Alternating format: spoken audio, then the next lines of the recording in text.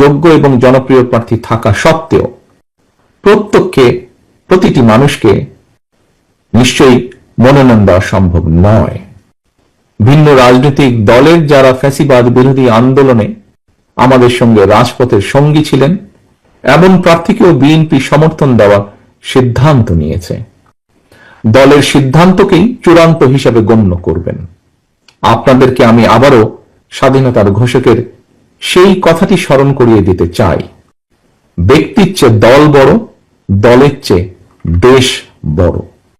অন্তর্বর্তীকালীন সরকার আগামী ফেব্রুয়ারি মাসে জাতীয় নির্বাচন অনুষ্ঠানের সিদ্ধান্ত জানানোর পর নির্বাচন কমিশন যথাসময়ে নির্বাচনের তফসিল ঘোষণা করবেন। জনগণের বহুল প্রতীক্ষিত এই নির্বাচনে অংশগ্রহণের লক্ষ্যে গণতান্ত্রিক জনগণকে সঙ্গে নিয়ে বিএনপি সম্ভাব্য সকল প্রস্তুতি সম্পন্ন করছে। এর অংশ হিসাবে দেশের ৩০০ সংসদীয় আসনে বিএনপি দলীয় প্রার্থী কিংবা বিএনপি সমর্থিত প্রার্থীরা মনোনয়ন চূড়ান্ত করার প্রক্রিয়া প্রায় চূড়ান্ত ধাপে রয়েছে। জনসমর্থিত এবং জনপ্রিয় দল হওয়ার কারণে প্রতিটি নির্বাচনী আসনে বিএনপির একাধিক যোগ্য প্রার্থী মনোনয়ন প্রত্যাশা করছেন, করাটাই স্বাভাবিক। একটি রাজনৈতিক দলের জন্য এটি অবশ্যই গৌরব এবং সম্মানের। শীঘ্রই পর্যায়ক্রমে বিভিন্ন আসনে বিএনপির মনোনীত দলীয় প্রার্থীদের নাম আমরা জানিয়ে দেব দলের পক্ষ থেকে। দল যাকে যে আসনে নমিনেশন দেবে বা দেয়, অনুগ্রহপূর্বক তাকে বিজয়ী করে আনার জন্য ঐক্যবদ্ধভাবে প্রত্যেকে বাংলাদেশ জাতীয়তাবাদী শক্তিতে বিশ্বাসী প্রতিটি মানুষ দয়া করে কাজ করবেন। মনে রাখবেন, আপনাদের চারপাশে সুপ্ত আকাঙ্ক্ষা নিয়ে গুপ্ত স্বৈরাচার কিন্তু ওত পেতে রয়েছে। সুতরাং আপনাদের নিজেদের মধ্যে রেষারেষি, বিবাদ, বিরোধ এমন পর্যায়ে নেওয়া ঠিক হবে না যাতে করে প্রতিপক্ষ আপনাদের মধ্যকার বিরোধের সুযোগ নিতে পারে।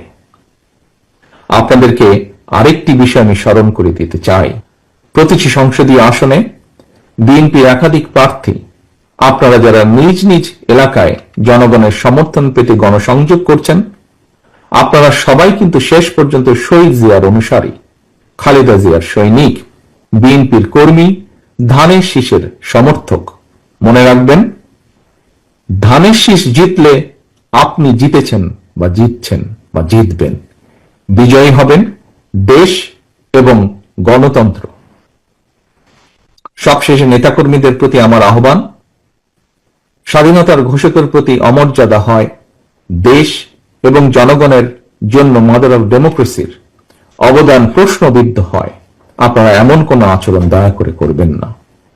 সারা দেশে বিএনপির লাখো কোটি সমর্থক বিব্রত হয়, আপনারা কেউ এমন কোন আচরণ দয়া করে করবেন না। আমার বয়স অত বেশি না, মেজাজ গরম, রক্ত গরম। আওয়ামী লীগের কোনো মাপ নাই।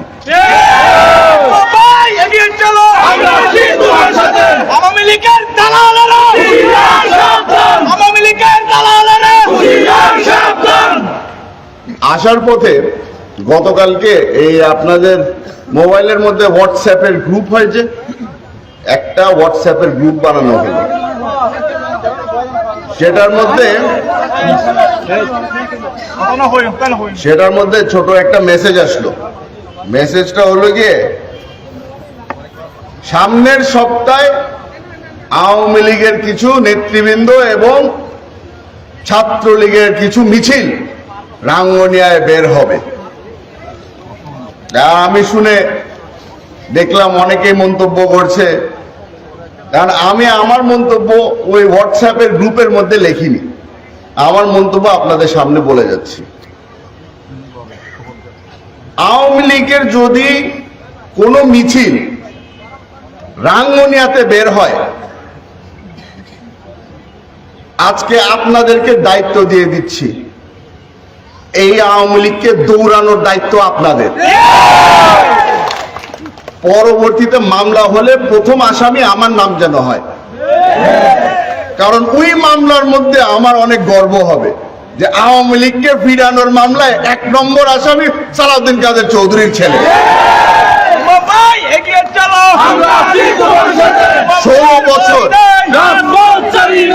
16 বছর সহ্য করেছি এই আওয়ামী লীগের দুঃশাসন, 16 বছর সহ্য করেছি আওয়ামী লীগের নির্যাতনের সময় শেষ। তবে আপনাদেরকে আজকে কিছু কঠিন কথা বলে যেতে হচ্ছে। আপনাদেরকে বলতে হয় যে যেই চাঁদাবাজি আগে আওয়ামী লীগ করত, সেই চাঁদাবাজি এখন আমাদের কিছু চেনা পরিচিত মানুষরা করছে। আপনাদেরকে বলে দিব, দায়িত্ব খালি আমার না, দায়িত্ব মঞ্চে বসা নেত্রীদের না, নেতাদের না, দায়িত্ব আপনাদের। যারা এই চাঁদাবাজি করছে তাদেরকে ধরিয়ে দেওয়ার, তাদেরকে চিহ্নিত করার দায়িত্ব আপনাদের।